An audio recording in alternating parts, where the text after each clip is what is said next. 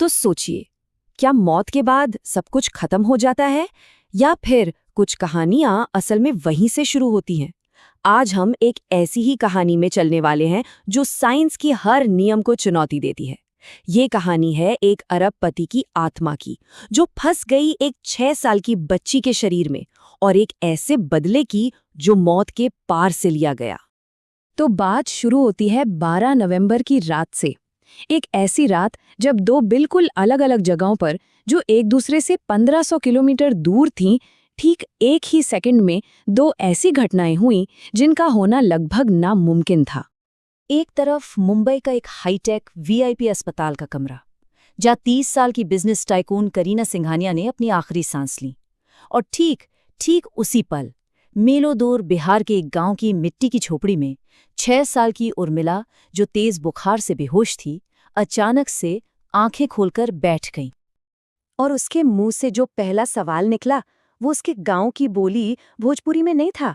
नहीं, बिल्कुल साफ ऐसी इंग्लिश जैसे कोई सीईओ बोलता हो। ये सुनकर उसका परिवार बस दहशत से कांप उठा। तो अब तस्वीर साफ हो रही थी। उस छोटी सी बच्ची के जिस्म में एक ताकतवर सीईओ का दिमाग कैद था, और उस दिमाग के पास एक मकसद था, अपनी पुरानी जिंदगी वापस पाना और अपने ही कत्ल का पर्दाफाश करना।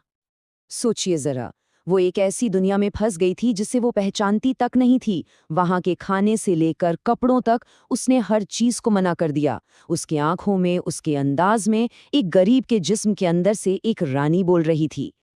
अब गांव वाले तो घबरा गए। उन्हें लगा इस पर किसी भूत प्रेत का साया है, और उसे एक ओझा के पास ले गए। लेकिन वहां जो हुआ, उस 6 साल की बच्ची के मुंह से कानूनी धमकियां निकलने लगीं, और उसने ओझा का हाथ ऐसी लोहे जैसी मजबूती से पकड़ा कि वहां खड़े सब लोग थर-थर कांपने लगे। यहां पर एक चीज देखने वाली है। उसको समझ आ गया था कि चीखने चिल्लाने से कुछ नहीं होगा, तो उसने अपने सीईओ वाले दिमाग का इस्तेमाल किया और एक शानदार प्लान बनाया। उस चिट्ठी में सिर्फ बातें नहीं थीं, उसमें थे सबूत, ऐसे राज जो इतने पर्सनल थे कि कोई और उन्हें जान ही नहीं सकता था। और इन्हीं राजों ने उसके पति विक्रम को एक्शन लेने पर मजबूर कर दिया। तो चलिए अब कहानी के अगले हिस्से में चलते हैं। एक ऐसा हिस्सा जहां अतीत यानी पास्ट एक हेलीकॉप्टर में सवार होकर उस गांव की धूल में उतरता है और अपने साथ लाता है एक साथी और एक शक के घेरे में खड़ा इंसान। विक्रम वहां पहुंचता है दुख में डूबा हुआ, हैरान, परेशान, लेकिन वो अकेला नहीं था। उसके साथ वही शख्स था जिसे देखकर उर्मिला के अंदर कैद करीना की आत्मा सबसे ज्यादा डर रही थी। और बस इस एक लाइन ने सब कुछ साफ कर दिया। विक्रम के सामने एक डरी हुई बच्ची नहीं थी, उसके सामने वही पुरानी पावरफुल करीना खड़ी थी, जो अपने पति से मिल रही थी और एक गद्दार को उसकी जगह दिखा रही थी। पर असली इम्तिहान अभी बाकी था, आखिरी सबूत। उसने विक्रम को उनके बीच हुई एक इतनी प्राइवेट बात याद दिलाई, एक ऐसी याद जिसके बारे में किसी तीसरे इंसान को भनक तक नहीं हो सकती थी। और बस यही वो पल था जब विक्रम पूरी तरह से टूट गया। उसे यकीन हो गया। अब जब विक्रम को यकीन हो चुका था, तो करीना ने अपना अगला दांव चला। एक खतरनाक जाल बिछाया गया, अपने दुश्मनों को एक ऐसी जगह खींच कर लाने के लिए जहां उनके सारे राज दफन थे। वो जानती थी कि उसका कातिल राजीव उनकी सारी बातें सुन रहा है, इसीलिए उसने जानबूझकर उसके सामने डायरी की एक गलत लोकेशन का जिक्र किया। एक चाल चली ताकि वो उस जाल में आकर फंसे। वेयर हाउस में जाल तो बिछ चुका था, लेकिन यहां तो खेल ही पलट गया जब शिकारी खुद शिकार बन गया। और ठीक उस वक्त जब लगा कि अब सारी उम्मीद खत्म, तभी एक ऐसा ड्रामेटिक रेस्क्यू हुआ जिसने पूरी बाजी ही पलट कर रख दी। उस वॉइस रिकॉर्डर से कत्ल का मकसद सामने आया। करीना का मर्डर इसलिए किया गया था ताकि उसे एक बहुत बड़ी इल्लीगल बिजनेस डील को एक्सपोज करने से रोका जा सके।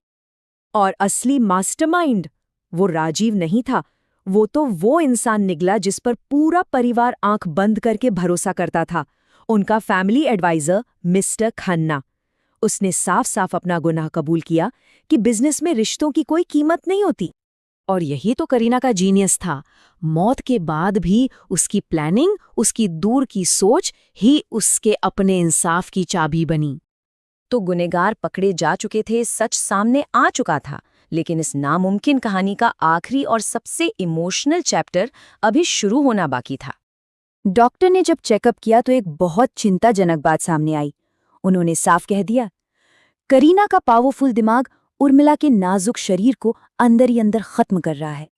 करीना समझ चुकी थी कि उसका वक्त अब खत्म हो चुका है, तो उसने विक्रम से एक आखिरी दिल तोड़ देने वाली गुजारिश की। उसने आने वाले कल के लिए उस मासूम बच्ची की हिफाजत मांगी जिसका जिस्म उसने उधार लिया था। और फिर विक्रम ने अपनी आंखों के सामने महसूस किया जैसे कमरे से कोई एनर्जी, कोई शक्ति चली गई हो। उस बच्ची की आंखों से वो तेजी, वो कॉन्फिडेंस हमेशा के लिए गायब हो गया। अब वहां असली उर्मिला थी, एक ऐसी बच्ची जो घबराई हुई थी, डरी हुई थी और जिसे इस बात का जरा भी अंदाजा नहीं था कि अभी अभी एक अरबपति की आत्मा ने उसके जिस्म में रहकर उसकी जिंदगी बचाई है। कहानी 6 महीने आगे बढ़ती है। विक्रम अपना वादा निभा रहा है और उर्मिला को एक बेहतर जिंदगी दे रहा है। लेकिन ये कहानी हम सबके लिए एक सवाल छोड़ जाती है। क्या ये सिर्फ एक मेडिकल मिरेकल था, या कोई अलौकिक घटना, या फिर इस बात का सबूत कि कुछ रिश्ते, कुछ बंधन इतने मजबूत होते हैं कि मौत भी उन्हें तोड़ नहीं पाती।